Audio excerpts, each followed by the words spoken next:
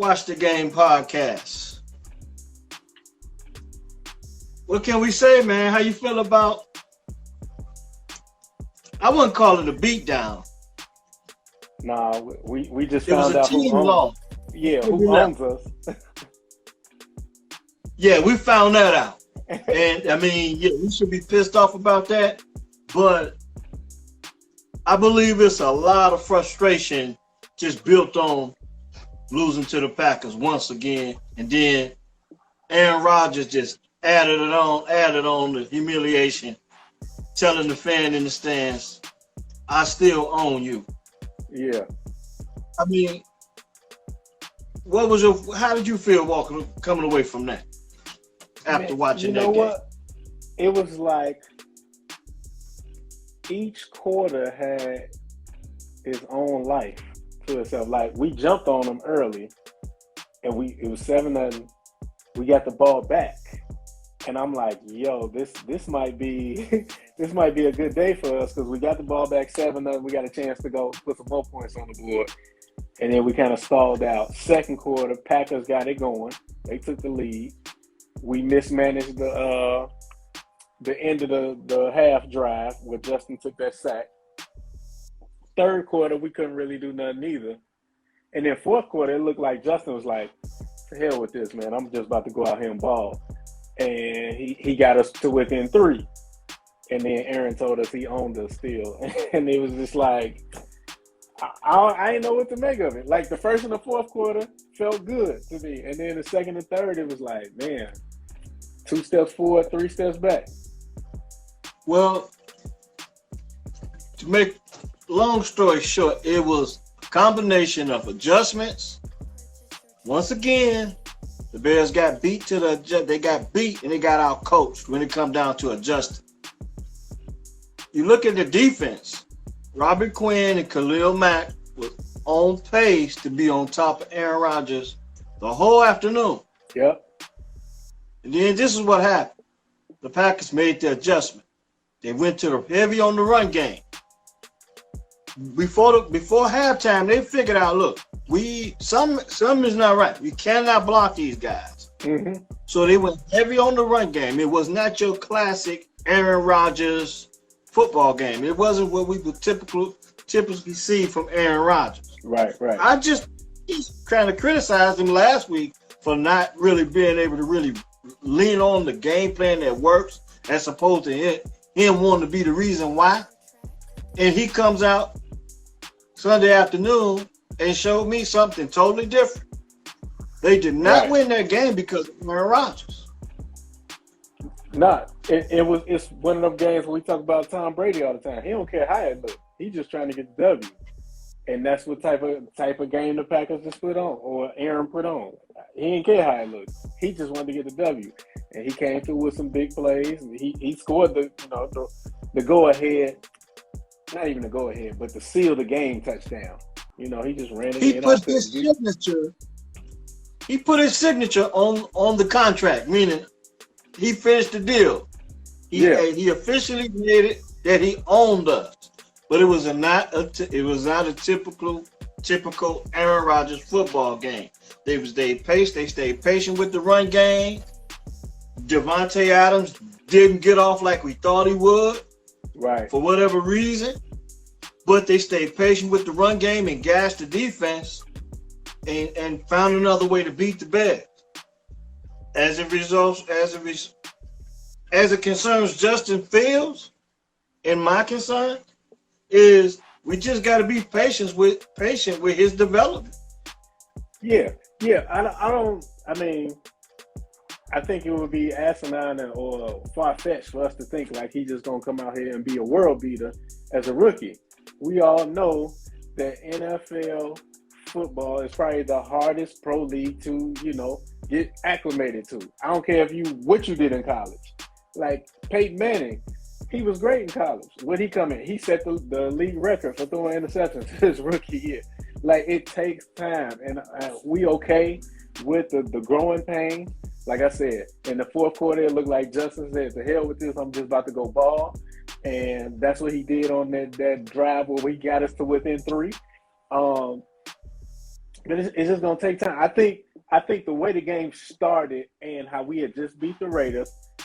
Granted, the Raiders was going through some inner circle turmoil when we beat them when we got them on the schedule. It looked like, yo, this team might be more than what we thought. But we 3-3, 500. We can't complain about that. I really think we in a good spot, but we probably in the hardest stretch of the season. So, but we said too, you gotta split with the Packers if we gonna have a chance in the NFC North. And losing the one at the crib, obviously that hurt. Now when we go to Lambeau, hopefully Justin has some more experience under his belt. He'll be playing better, not holding the ball as long because he does have a tendency to do that. See it, let it rip, and hopefully that'll get us some better results when we go up to Lambeau. Now, you brought up some real good points. And you talk about the next time they play the Packers in Lambeau. We did decide that they can't lose. That's the one game they could afford to lose. Now, in my opinion, they got to run the table in the division. Mm-hmm. They got to run the table in the NFC North. But the interesting thing about it is the way that game ended with Aaron Rodgers saying, "I own you" to a fan. How is that going to carry in the locker room throughout the roster? Because what I'm going to do tonight is go out on the limb, tell you that the Bears will beat the Packers in Lambeau. The reason why I'm going to say it the bold prediction is because I believe those guys should take that personal. And they should go into Lambeau playing better football and with a chip on their shoulder. Barring injury, they should be playing better football with a serious chip on their shoulders, because those players that did not know about the rivalry beforehand, they know now. Because when Aaron Rodgers made that statement, that should have hit every guy on that roster. So if you had the opportunity to go to Lambeau, you got to get the job done now. Well, so the counterpoint to that is a lot of these guys been on the team for more than, for multiple seasons. Aaron's 22-5 against us, okay? Well, we talking about guys like Hakeem Hicks, Khalil Mack, Montgomery been here, A-Rod been here, Mooney was here last year. So you know what this is. And you continually let it happen. Now, should they have some extra motivation, some bulletin board material? Yes, but it's the Packers. It ain't nothing Aaron Rodgers could say to a Chicago Bears player that should get them even more amped up than they already are, because it's the Packers. We ain't beat them. We know that's the team we got to beat. And, yeah, so I don't think that's going to give them no extra motivation. If it do, then, man, I guess that kind of got to fall on the coach a little bit, right? Because when Lovey came in, what did Lovey say? One of his first goals he laid out was, we're going to beat the Packers. Got to beat the Packers. You just hit another nugget. You just did it. See, Aaron Rodgers made it plain and clear that he knows about the rivalry. He respects it as such. He plays it as such. But I didn't hear one Bear say during the week what the rivalry meant to them. They always say, just another game. It's just another game. It was not just another game to Aaron Rodgers. Yeah. And that's why he came out on top this time. So you just talked about the guys that's been here and know what it's all about. Those guys should be taking it personal, especially the Bears defense. Now, in particular, Hakeem Hicks played well. Yeah. Khalil Mack played well. Robert Quinn played well. But they made the adjustments and they gashed them. So we need those interior linemen to step up. Eddie Goldman. And they scratched Tunga, the young rookie Tunga, which a lot of people think he could have helped on the interior with the run stop. But the point is, the next time this team play the Packers, that defense got to take it personal. It's going to be extremely interesting when they go to Green Bay. what the Bears Packers rivalry reminds me of in the last 20 years, it reminds me of Michigan Ohio State. Ohio State, even though they've been killing us being Michigan, their focus is that game. Now, we done had several head coaches come in, not really put the emphasis on that game. You know, it's just another game. We got every game is important. We got to take care of it. No, this is the game that you have to win. In that rivalry, it's only one time a year. At least we get another chance to go up, you know, to Lambeau and you know, probably extract some revenge out of them. But still, it should not take all that. We know as a franchise, this has been our nemesis. If we want to get to where we want to go, this is the team that we got to be. I got you on that, but see, this the deal. They are professionals. It goes throughout sports. There's very little bad blood when it comes to professional athletes, at least publicly. And it happens in the NBA. It happens in the NFL. Those guys shake hands and they feel like they're in the same union. But Aaron Rodgers, he raised the ante. He really raised the ante on Sunday afternoon. What I'm telling you is, throughout the week, it was not personal to anyone on there. I didn't hear any personal. I didn't hear any of the Bears players saying anything about it being personal about this rivalry. Yeah, we know about the rivalry. And then you get it. It's just another game. Mm-hmm. Justin Fields, him being new to the rivalry, he compared it himself to the Michigan-Ohio State rivalry. Right. He made a jab at the Bears organization by saying, "You guys are the Michigan of this rivalry." Well, welcome to Chicago, Justin. Welcome, because you're in a position to do something about it. Right. Now, the first drive was real good. The first drive looked real good. Then there was some controversy. This game was like a sandwich. You got the first layer of bread. That's the first drive. Okay, that was a nice drive. Then you got the meat. And then the meat portion of that game was no good. At all. But it was full. He put another layer on top with that piece of bread he put on top was a nice piece because he finished somewhat strong, but he was not able to get the job done. He struggled in the second and third quarters. Okay, the defense was getting gashed at this time. And there's some controversy as to where, there's a rumor, I should say, whether or not Matt Nagy called a few plays in this game. Now, that's a whole nother subject. But what I want to say is, Justin Fields still showed the ability to make big plays while making a few mistakes. The one on the interception, when he just threw the ball, this is classic Aaron Rodgers, where you get the neutral zone infraction by the defense. Well, it wasn't called. He assumed, and I guess the rest of the guys on the field and the players assumed that the flag would be coming out, so he just threw it up. Okay, first, who were you throwing it to? Looked like maybe somebody. A-Rod broke off his. He broke off his route. He didn't even go in the end zone. So I don't know who. So it ended up being a pick. You didn't get the call, and now Aaron Rodgers. From that moment on, the momentum shift. Yeah. From that moment on, the momentum shift. I said going into this game that they needed 2 touchdowns. We needed 2 turnovers by the defense. We didn't get that. We knew they needed more than 20 points to win the game because we made it that point last week. Right. After the 29 victory over the Raiders. We knew you needed more than that. But in the middle of this game, you had your opportunities on the meat portion. Okay? You have an opportunity to get field goals, stuff like that. They went into the red zone. They spent some time in field goal range, but Justin started making mistakes, and they took themselves out of field goal range where they could have just the MVP Cairo Santos especially right before the end of the half.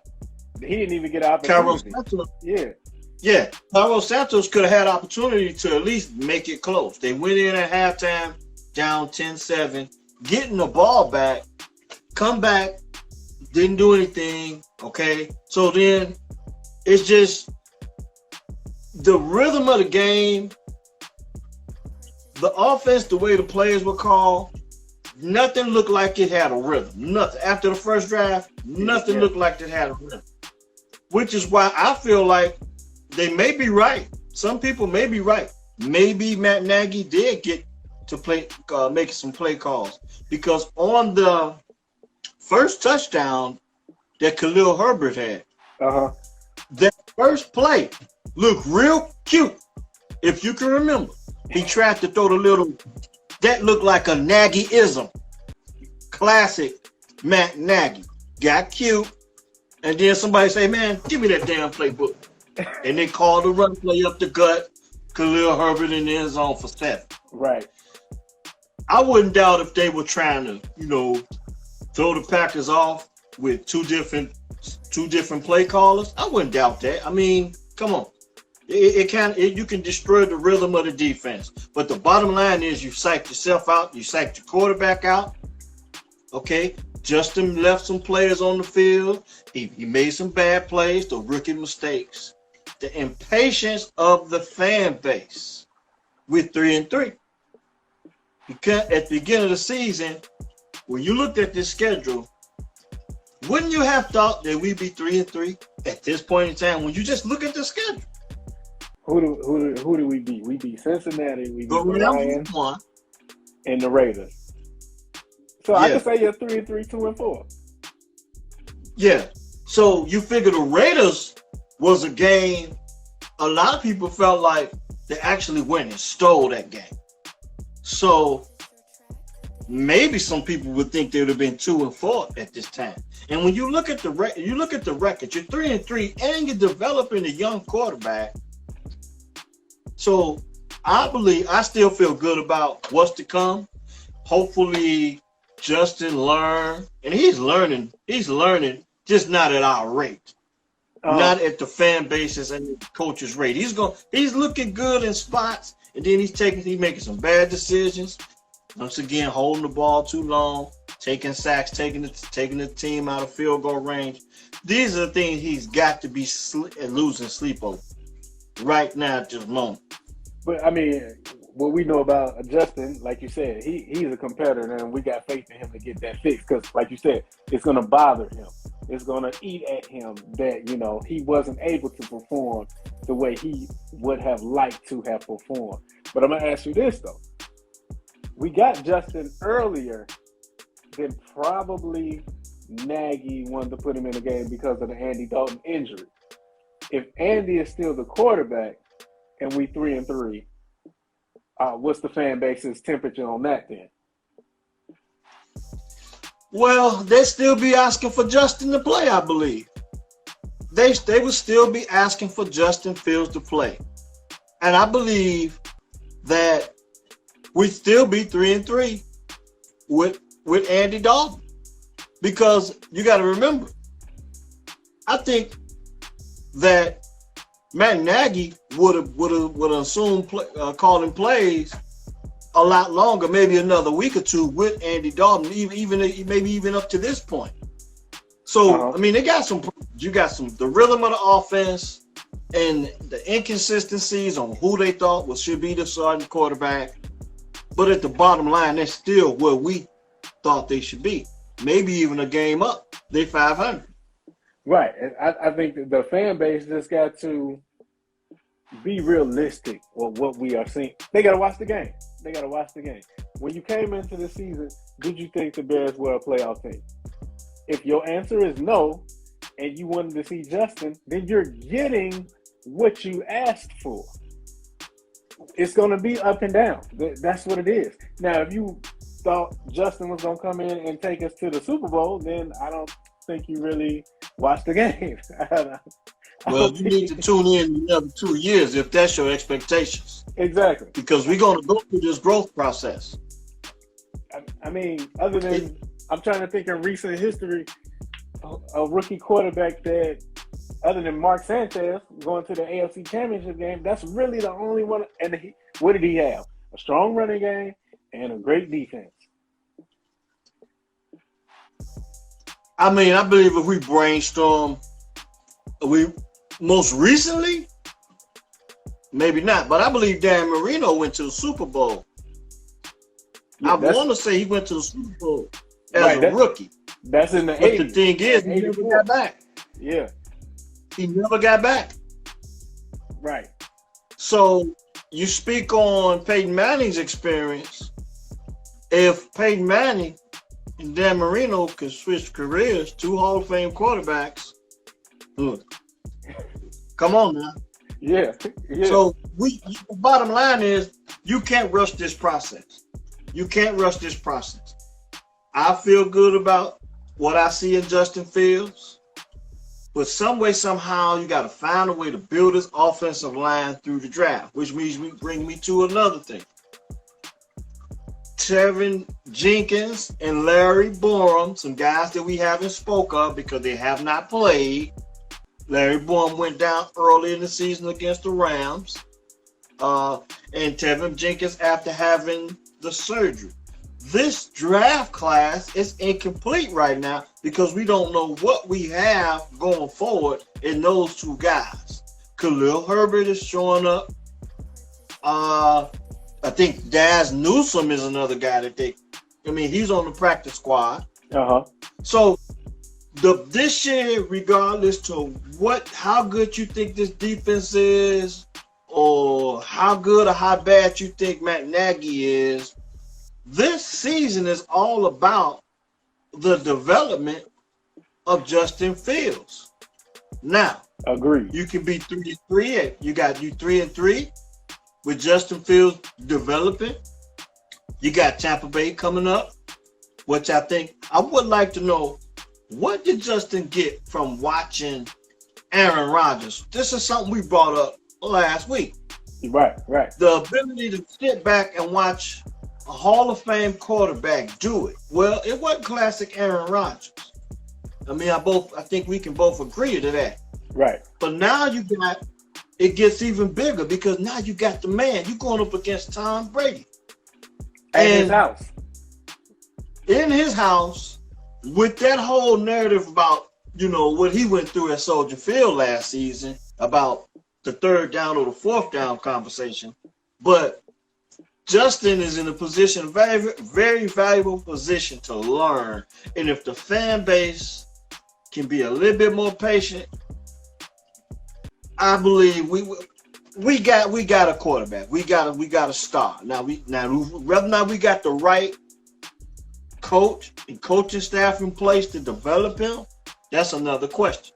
Because if Matt Nagy is flipping and flopping on whether or not he's want to be calling the plays, then he's just shooting himself in the foot. Because if it gets out that he was calling plays against the Packers, which I'm pretty sure they're gonna keep that hush, right, because they know how much controversy it brings.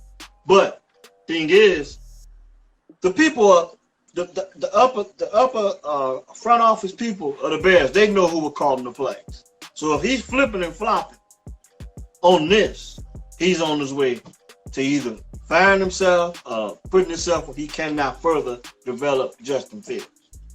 And I will agree with that. And now that you said that about the rumor that came out, like you said, the meat of that game, it kind of makes a little sense, right? Because what we see from him is it's no rhythm. What's the identity? There's nothing established when he calls plays, and that's what I got from the second and third quarter. And I think just from looking at Justin play that first game versus the Browns, Justin is trying to get through the reads of what he's calling, and it's just so scatterbrained. It's not conducive. It's not conducive to what he needs right now. And you did see some of that in this game. You did see some frustration out of Justin Fields. But I want to take some pressure off Justin, because for the past 3 weeks, we have been wondering, where are the screenplays? Well, the screenplays have been called. A drop by Bird, Right? a drop by Khalil Herbert. They're not executing the screenplays. They are being called. Now, the play action, they're not playing well off the run game because the pass plays don't look nothing like the run plays. And the thing is, the big play against the Lions, that's what you saw. On the You Mooney. saw Yeah. you saw a rhythm of we're gonna play off the run game. We're gonna get the linebackers to sneak up, and we're gonna take what they give us on the back end. So you were able to see Mooney stretch the field. You were able to see Robinson get the middle of the field, but you didn't see that in this game. A positive from this game, though, I do like what I've seen from Cole Kmet. He did, make some plays in this game, but overall, it's just a team loss. They go down. They throw the touchdown pass late in the game to Darnell Mooney, and then this one they were rolling again. Right. And now all of a sudden, you put the defense in a position down 3 points, 17-14. Just get off the All field. they had to do was down the field, and they give up the discount double check, and they were on at the end of that series. Right. And Aaron Rodgers just put the icing on the cake with that one. And I think he should have fueled the fire at that point of the next meeting going into Lambeau. I'm hoping, like you said, team loss, because everybody had their hand in it. If the defense just gives up 3, I would have liked to have seen Justin in that type of game-winning drive situation, even if he didn't come through, just to see how he performed. And unfortunately, we didn't get that chance because Aaron put it out of reach. But that'd have been good for his growth, especially going into Tampa this week, and just for the next time he gets in that situation. I've been here before. Even if I didn't succeed, I've been here before. I know what to look for. I know what it feels like. So we haven't got to see him in that role, in that spot yet. That's going to be huge for his development.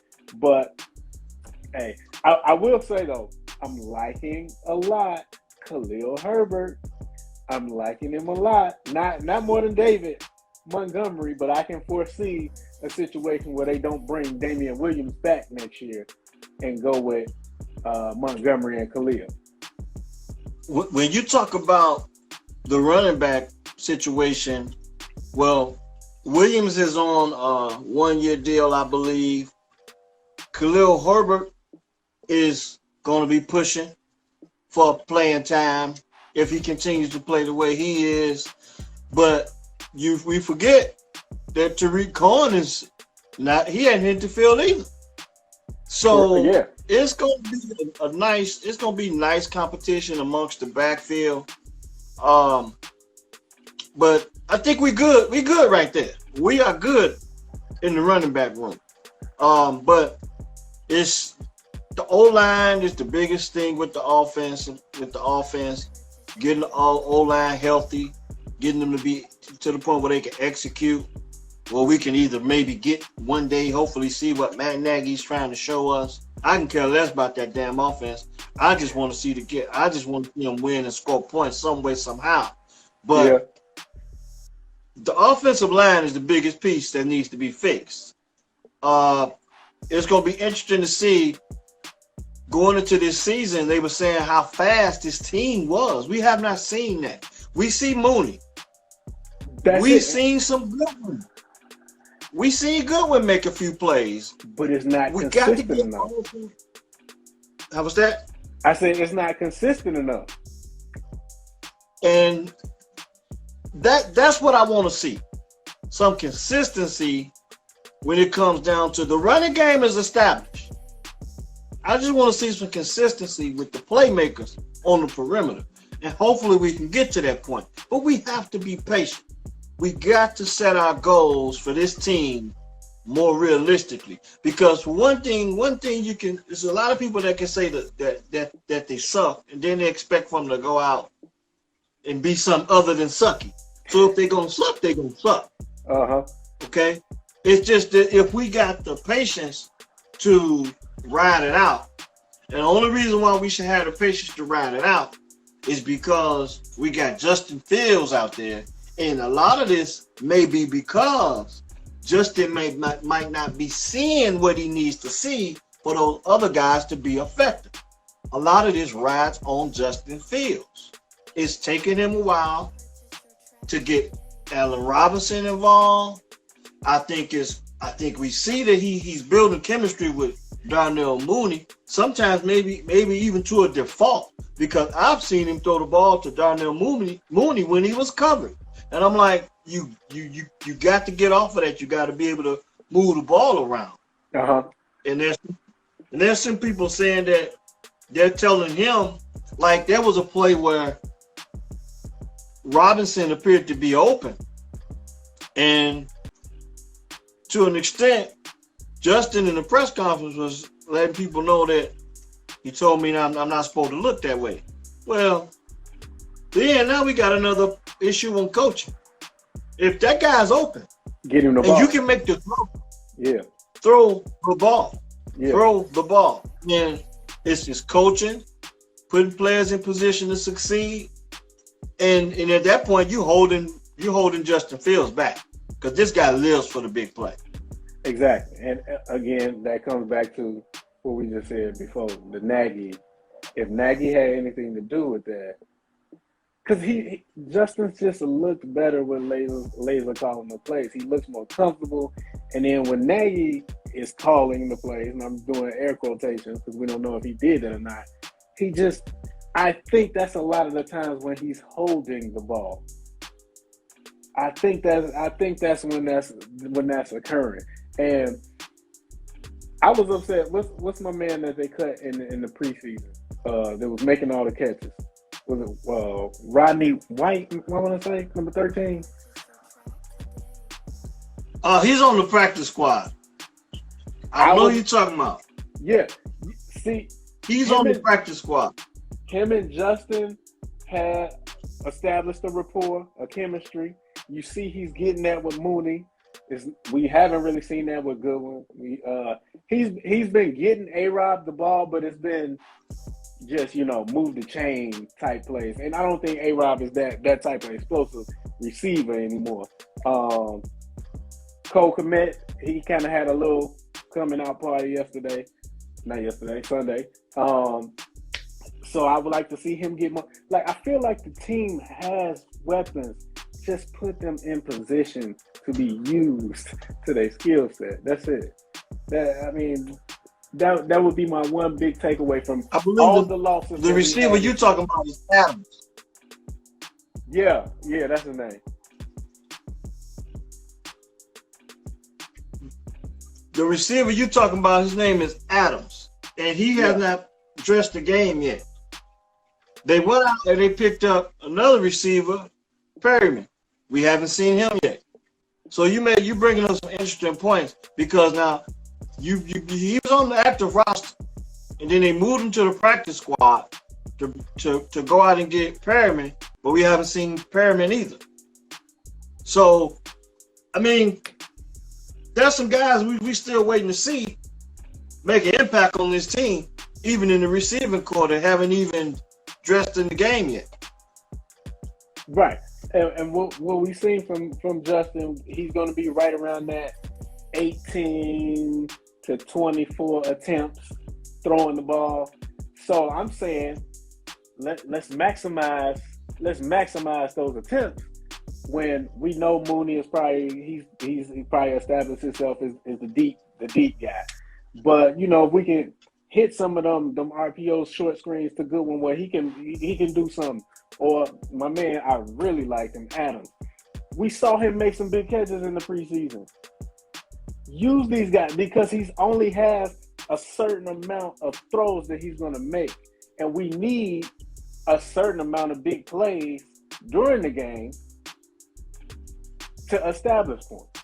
You know what I'm saying? So, like, every play is not going to be a big play. We already know that. But if you look at what the Dallas Cowboys, they're getting a big play from CD Lamb. They getting turnovers left and right from the defense. Like, if the defense ain't gonna do that, we need guys on the offense that give them a chance.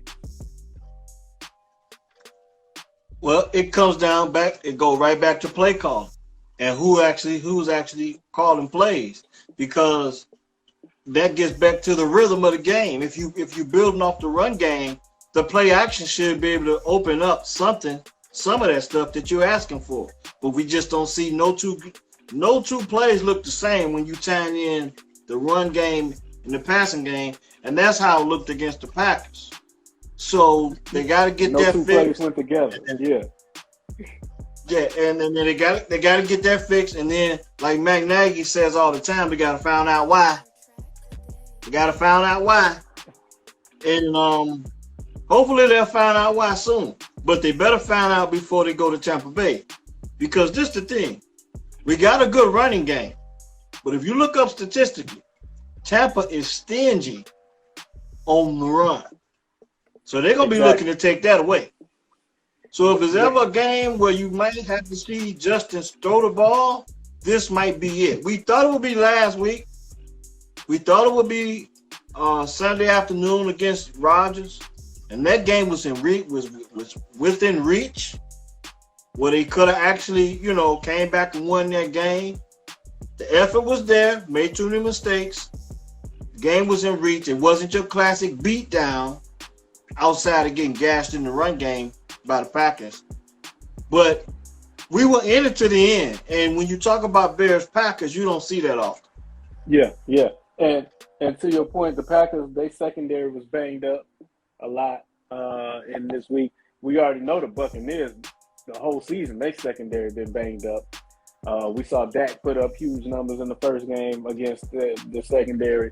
We saw Matt Stafford put up huge numbers. I'm not saying Justin's in that category to do that, but that may be the weakness of their team. And because their strength of their defense is that front seven. Our strength is obviously our running game, so you may have to rely on the pass game a little bit more. So, hey, if we go down to Tampa Bay this week and Justin throws 3 interceptions, I'm fine with that. I'm fine, because he's going to learn from it. Cut it loose. Give him I don't want them to treat Justin like a rookie in the play calling per se, because I think he has the skill set and the drive and the want to and the motivation to win the game. Like I said in the fourth quarter, when he's like, "Yo, I'm just about to go out here and ball and see what happens." Let's play into that a little bit more, and let's see what that gets us. So don't put kid gloves on him or handcuff him. Let's let him go play and just accept the mistakes. He's a rookie quarterback. He's going to learn, but he's going to be better for it if we let him do that. Now, you may be patient enough to sit back and watch Justin throw 3 picks, but I don't think the city and the fan base is ready for that. And I believe if he was to go out and do that, then it would all have to depend on the rhythm and the flow of the game. Like, what position is he in where he's going to come up with those 3 picks? I mean, are they going to be deflected picks where you can put it off on the receiver a little bit? Because I don't think the city is ready to sit back and see Justin make bad reads and turn the ball over. So, to follow up on what you said, we need to we got to run the football. We got to continue to be able to do that. Now, it's obvious you expect they're going to have to put up more points, but the defense is going to have to make it happen. The defense needs to make some big plays to get the ball back and put the offense in good situations. I do not think this offense is ready to go to Tampa and go into a shootout, because we can't change the strike in 1 week. Right. It hasn't happened, and we can't expect it to happen going forward. But if you told me that defense was able to go out there and call 2 turnovers in any variety of ways, talking about fumbles and interceptions, that is something I would tell you that can actually happen. Yeah. Because that's how they won the game last year. So the defense has to be able to put the offense in good situations. You're not going to see Justin Fields in this offense come out and get into a shootout and put up 3 or more touchdowns against this team. Maybe another team, but not this one. Not on the road, not against Tom Brady. The defense got to step up. I'm just looking at the scores. I mean, the Bears ain't scored more than 24 points. That's the most that they scored all year. So I don't expect them to. Yeah. Not if it's going to be the offense.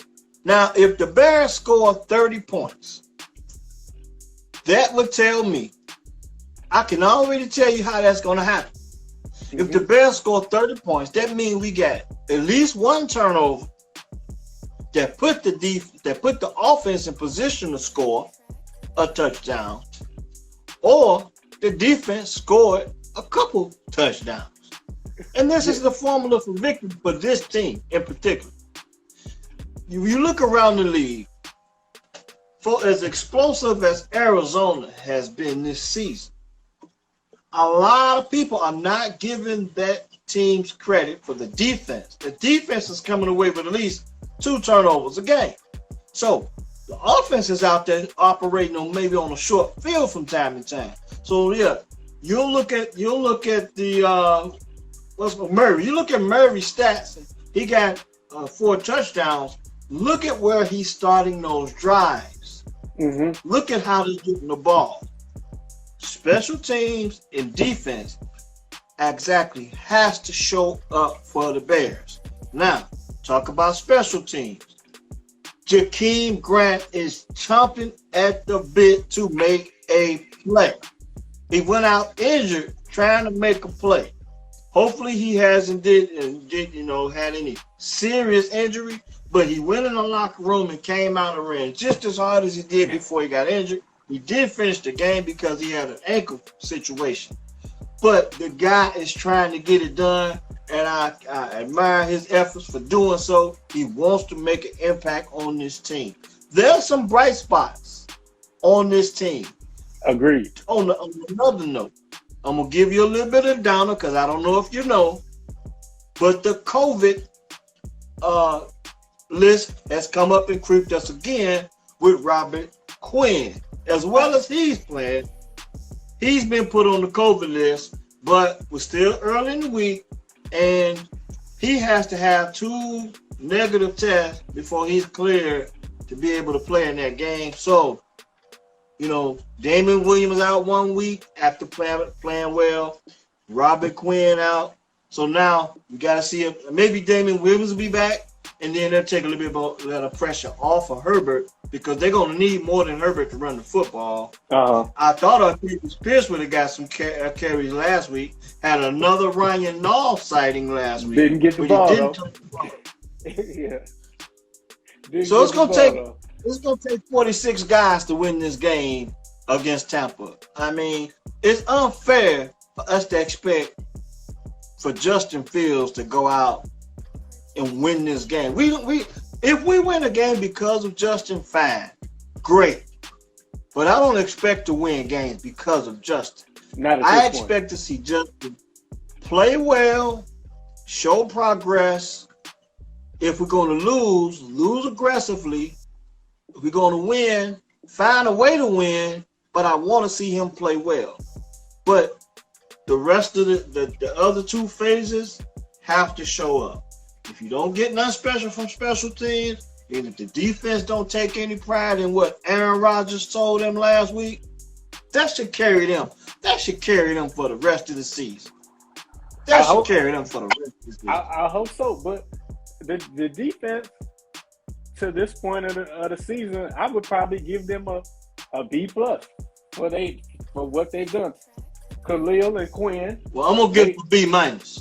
Okay. I'm gonna give them a B- because no turnover. In a situation, they have not proven to step up in a big situation yet. Now they put some good games together, but last week they had the opportunity to make a point, and they didn't get the job done. Uh-huh. Okay, they got gashed by the Green Bay Packers. in the run game. So I'm gonna give them a B minus, and they can come out of this Tampa game with an A, but they can come out of this Tampa game with a C. Okay, so they got to step it up. We need big plays from the defense. A lot of criticism going towards Eddie Jackson. I was just about to bring him up. How do you feel about that? Eddie, what was it, 2 years ago when Eddie got his deal? He got his contract, and he was the highest paid safety, and I thought we were solid there. And this year, he just on the field. He's just on the field. So we got 11 guys on the field. Like, what has he done? I haven't seen him break up no pass, really. I've seen him miss hella tackles. Like, what? What has he done? I would say at this point of the season, the leader of the secondary, based on their play, is Johnson. Johnson, Ogletree, Robert Quinn, Khalil Mack, Roquan Smith. It's a lot of guys we naming. Kendall Vildor, David Johnson. Some of these guys.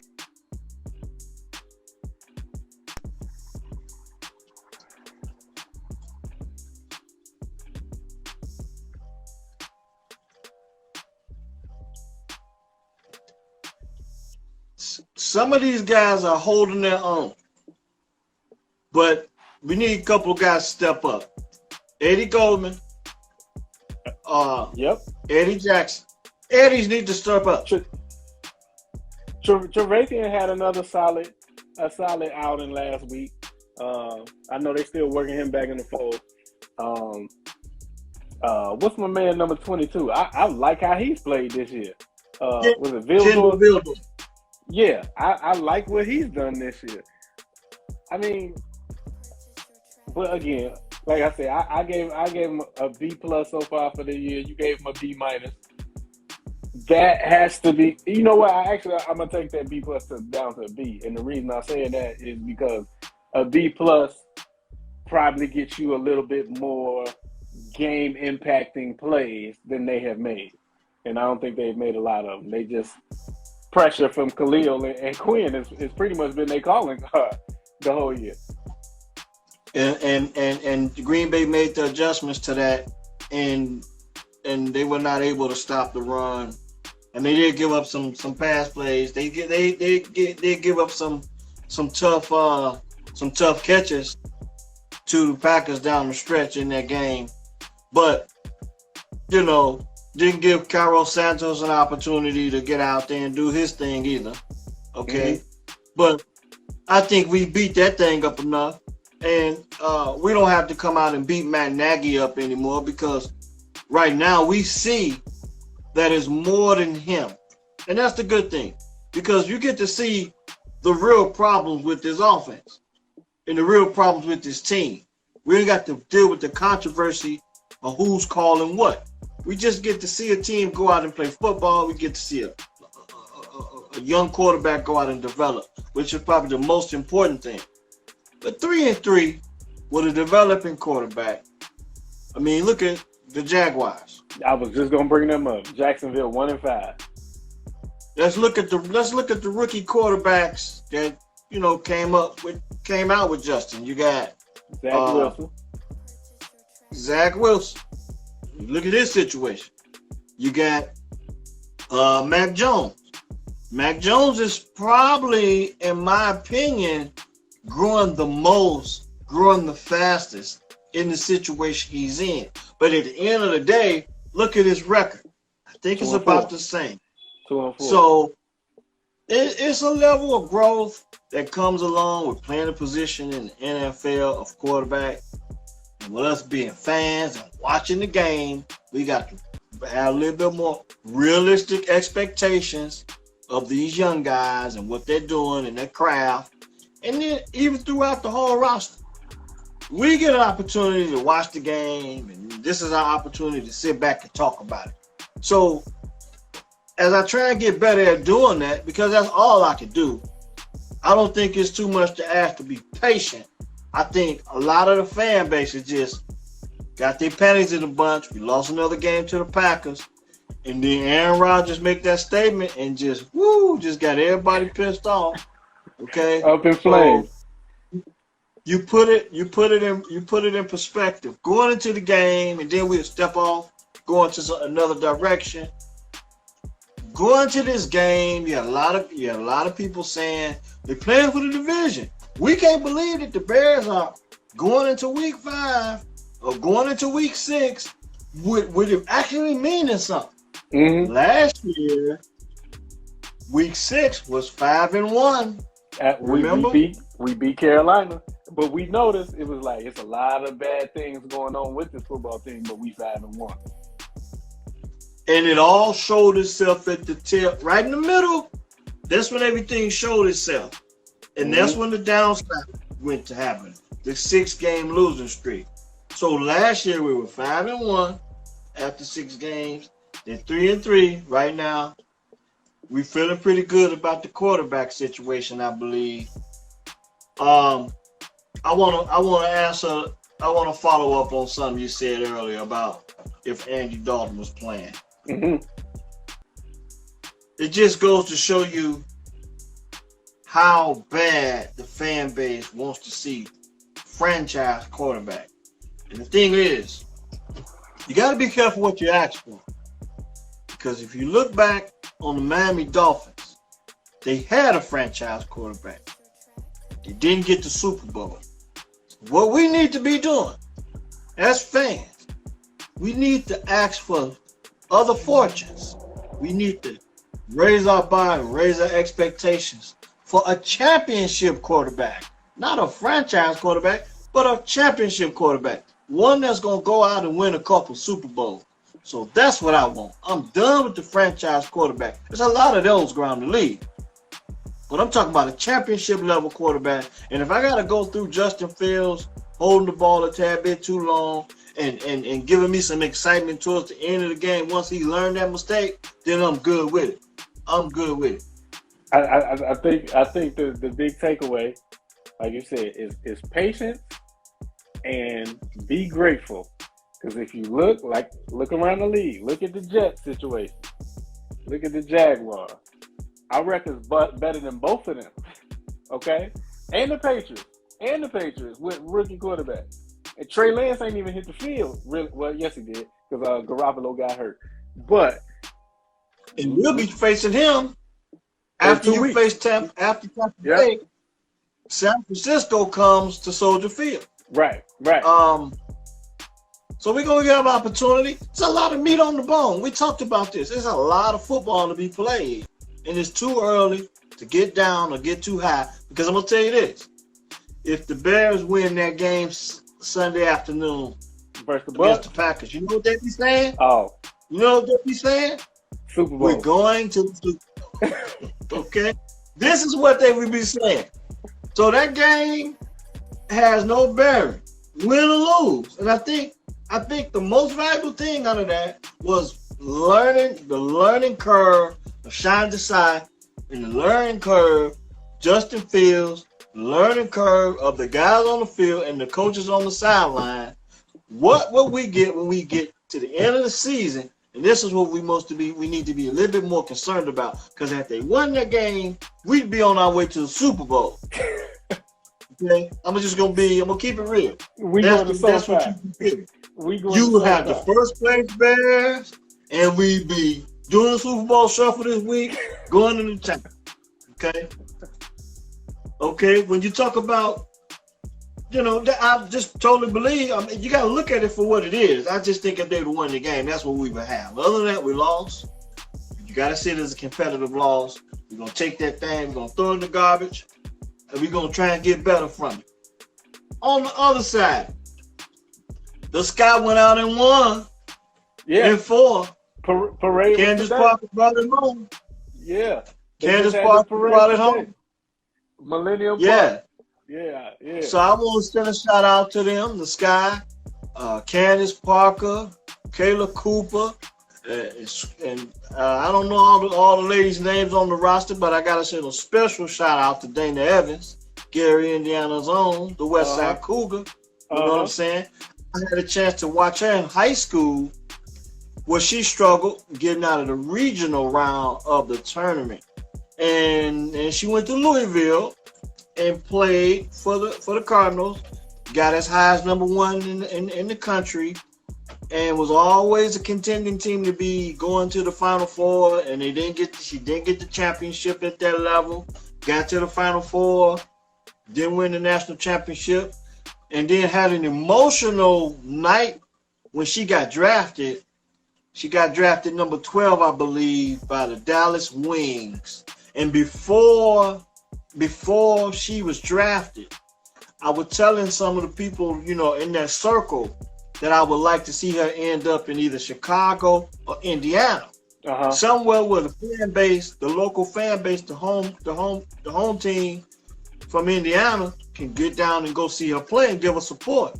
Well, lo and behold, I think about a week or so into the season, early in the season, the WNBA season, she was traded to the Chicago Sky. Now, I didn't get a chance to make the game, and I think you were trying to make the finals. It was sold out, big energy down there at Wintrust Arena. But to see her be able to go through what she went through, I thought she should have been Miss Basketball back when she came out of high school, but she didn't get that award either. But in her rookie season, to have an emotional night on draft night because she felt like she didn't go high enough in the draft.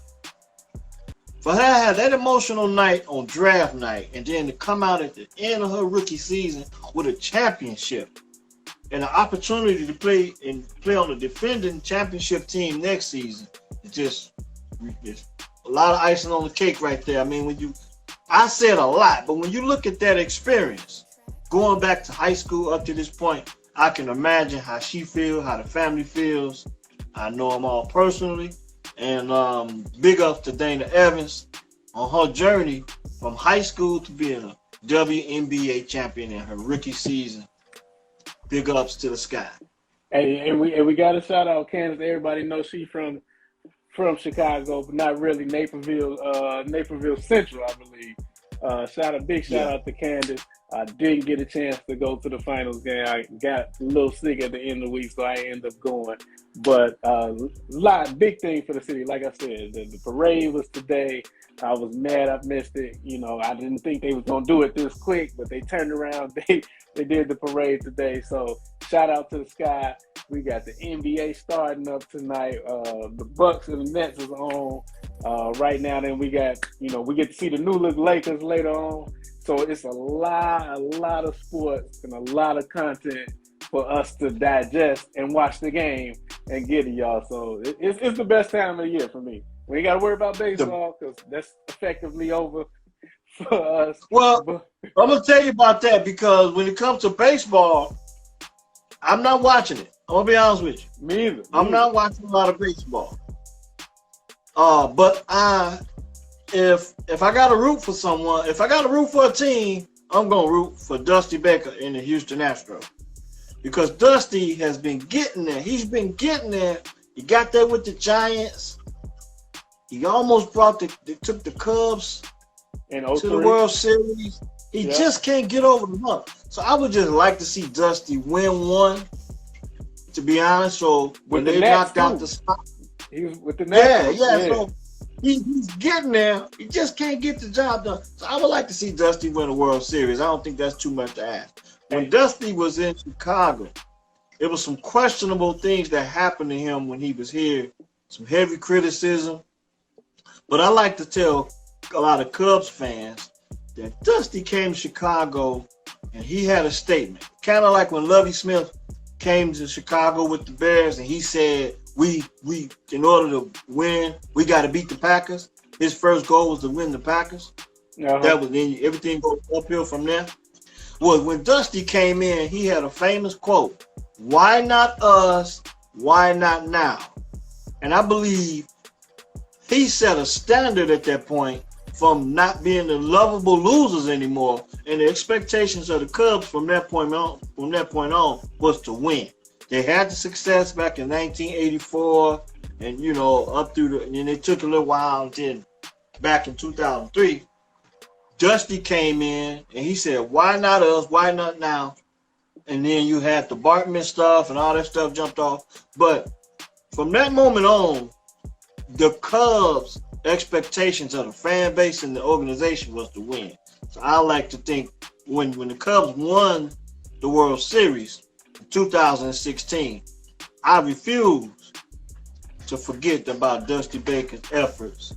Back in the early, I think he kind of like Mark Jackson with the Warriors. He laid the foundation. He laid the foundation for that organization. Raised expectations. To be a dynasty. So yeah, I'm with you. I'm with you on that.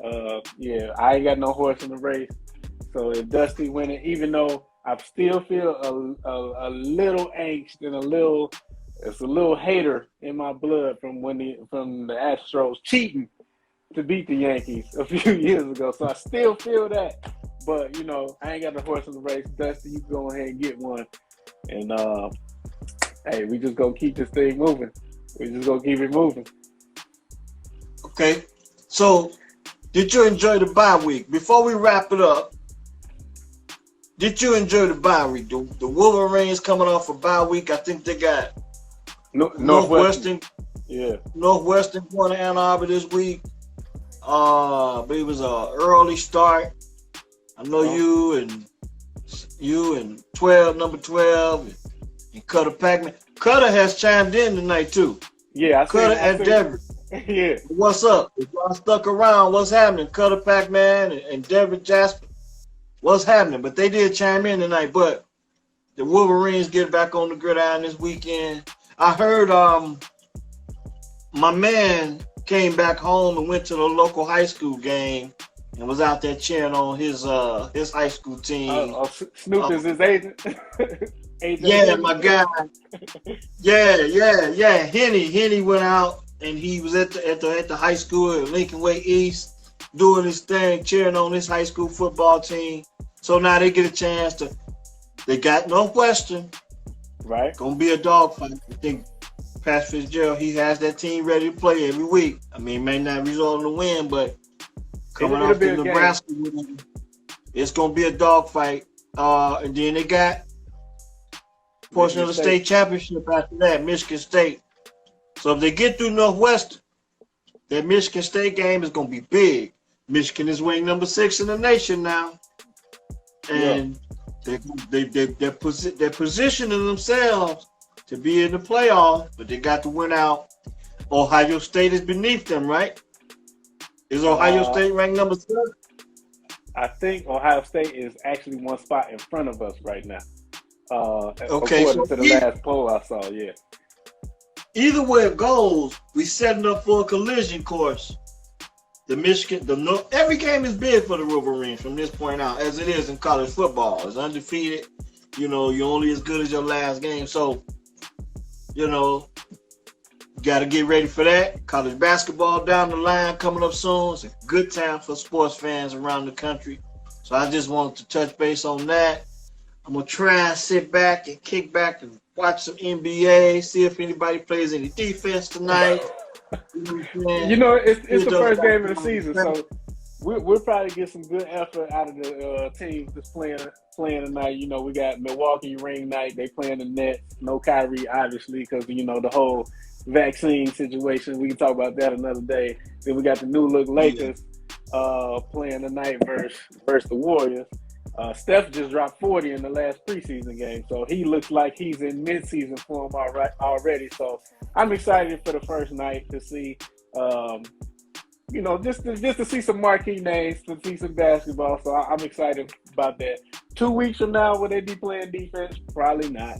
And 2 weeks from now, will Michigan be speaking of them in this same high regard? That remains to be seen. But this is the part of the season where Michigan has notoriously failed. They usually get off to decent starts, but this money time now. So I'm officially going into super fan mode now. If they lose, I'm not answering my phone. I'm not talking to nobody because up to this point, they're 6-0. I didn't think they would be 6-0, but now that we 6-0, all right, now let's get this thing home. So we'll see what happens. Fingers crossed that we have a different outcome than we've had the last 6 years under Harbaugh. So hopefully it'll be a little bit different for us. You kind of feel like how we felt about the Bears last year after 6 weeks, 5-1, and now the Wolverines at 6-0. Probably you didn't expect that. So you got Northwestern. You want to? I think they're gonna beat Northwestern, but I think it's gonna be a dogfight. But I think Michigan State is gonna be a huge game. I don't know where that game is. I know the one against Ohio State. It's in East Lansing. Okay, so yeah, that just raised expectations. I mean, they went into Nebraska and won a dogfight. I mean, that was a hell of a game. I mean, the black shirts play hard, but the bottom line is, it's a good time to be a sports fan. When you talk about the NBA, I think the NBA goes through phases when it comes down. You got the first week of the season. Everybody fired up about the first week of the season. So that first 2 weeks, I think you get a really good effort out the guys. I don't want to question, but it's just how I feel. But you get a really good effort out the guys. A lot of key matchups in the first 2 weeks. Then up to Christmas time, that's when you're starting to see guys getting into a groove, and they're playing good basketball. Christmas Day, you got those marquee matchups. You know what I'm saying? And then, in my opinion, after that, that's when you get guys the low. start jockeying for all-star voting and stuff like that. And then after the all-star vote, then guys start trying to take a rest and load manage. The NBA comes with so many different layers during the season. There's some guys that I'm looking at, you know, on the G League side that I know personally. Damian Jefferson's with the another guy, local guy from East Chicago, Indiana. He's with the Sacramento Kings organization in the G League. But I just think the NBA has phases. So it's kind of like an NBA game. You got 4 quarters. And a lot of times back in the day, you'd be like, if you just watch the last 3 minutes of the game, if it's competitive the last 3 minutes, then you can sit back and watch it. You ain't got to watch the last 3 minutes. Uh-huh. You got the beginning of the season. You got the Christmas Day games. You got the All-Star games. Then you got the load management game. Then you got the playoffs. Right. Yeah. I think you pretty much nailed it in a nutshell. You pretty much nailed it. So, Christmas Day, like I said, I think that's when a lot of the national or the casual sports fans start paying attention to the NBA, because it starts paying attention to the NBA marquee day. But hey, I'm interested to see. Hey, my Miami Heat. I want to see what we gonna be on. I want to see if Brooklyn can get to the finals without Kyrie. I don't think they can, but hopefully Kyrie can get on the floor and give me the finals that I want to see, which is the Lakers versus Brooklyn. But yeah, man, it's a great time of year. This is the best time of year to be a sports fan. You got hockey starting, you got NBA starting, college football is getting into the. Okay, we know who the contenders are right now, and the stretch run. You're getting into that. We got baseball about to go into the World Series. NFL is still brand new, but storylines are developing. Your team is probably still in it at this point. So it's the best time of year to be a sports fan. Yeah. With that being said, I'm gonna toast out. Get ready to watch a little Brooklyn and Milwaukee, I believe it is. Yep. And maybe catch up if I can stay up late enough and watch the Lakers and Golden State. But I'm looking forward to these 2 games. So watch the game podcast. You get a chance on YouTube, subscribe. Tell a friend about us. Got a little local flavor going down. Northwest Indiana, Chicago. You're trying to build this thing, get it going in the right direction. Kind of like Justin Fields. We're in development stage. Right. Be patient with it. Watch the game podcast.